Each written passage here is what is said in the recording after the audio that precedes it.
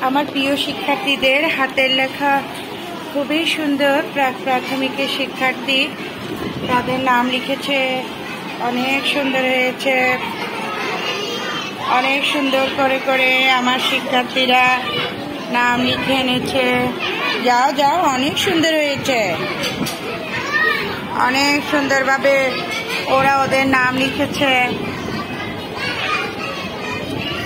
খুব সুন্দর হয়েছে। নাম রোল লিখেছ। বাবা, তোমার বাংলা খাতায় লিখুনি কেন? খুব সুন্দর হয়েছে তোমাদের হাতের লেখা, দেখেছি।